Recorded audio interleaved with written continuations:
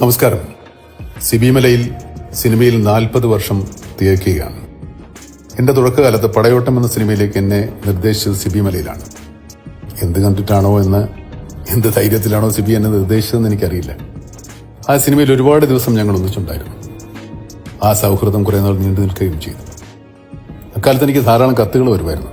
എന്നെ ഇഷ്ടപ്പെടുന്നവരും എന്റെ സിനിമകളെക്കുറിച്ച് അഭിപ്രായം പറയുന്നവരും എല്ലാം എഴുതുന്ന കത്ത്. അത് മദ്രാശിയിലെ എൻ്റെ ഒരു ഹോട്ടൽ മുറിയിലെ അഡ്രസ്സിലാണ് വരിക.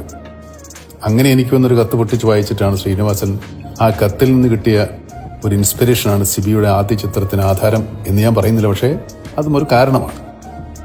ആ ചിത്രത്തിൽ അങ്ങനെ ഒരു പ്രയോഗമുണ്ട്. ഒരു ആരാധിക എന്നെ മമ്മൂട്ടി ചേട്ടൻ എന്ന് വിളിക്കുന്ന ഒരു പ്രയോഗം. അതെല്ലാം കഴിഞ്ഞ് പിന്നീട് സിബി എന്നെ വെച്ച് ഒരുപാട് നല്ല ചിത്രങ്ങൾ ചെയ്തിട്ടുണ്ട്. സിബി എന്ന സംവിധായകന്റെ കഴിവളക്കണമെങ്കിൽ എനിക്ക് 2 സിനിമകൾ തന്നെ ധാരാളമാണ്. ഒന്ന് തനിയാവർത്തനവും, 2 ഓഗസ്റ്റും. രണ്ടും 2 ധ്രുവങ്ങളിലുള്ള സിനിമയാണ്.